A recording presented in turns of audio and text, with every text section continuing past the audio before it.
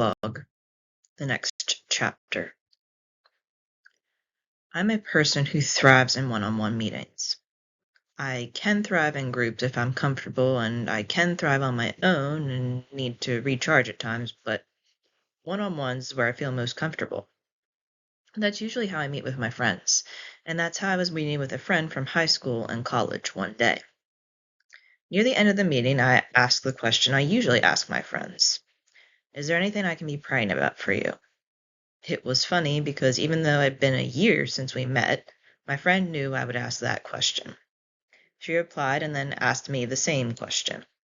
I asked for prayer because I was falling into the trap of thinking my life was mundane. Now, this friend isn't one that just lets things like that rest.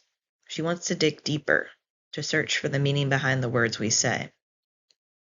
She said that I sounded like her sister who asked her the other day if her life had meaning.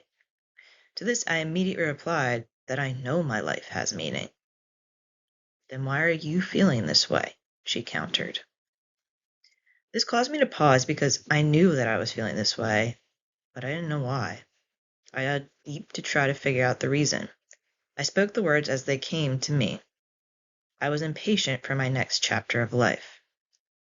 I was bored with my life in general. It was the same every day. Get up, get dressed, read my devotional, eat, work, eat, home, eat, relax, sleep, do it all over again. And there's nothing wrong with that schedule or the schedule you have. But I'm sure you face this problem too. You feel bored or like there's something more for you out there and you want it now. It's okay to want things.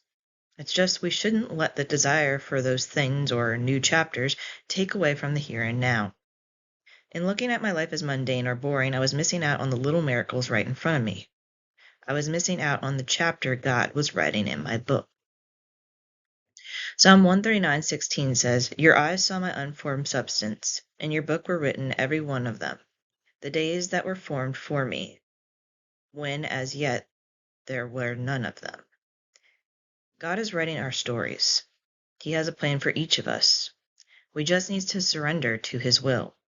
We need to be willing to enjoy each chapter of life, no matter if we perceive it as hard or mundane, because God put it there for a reason. So, what chapter are you going through in life right now?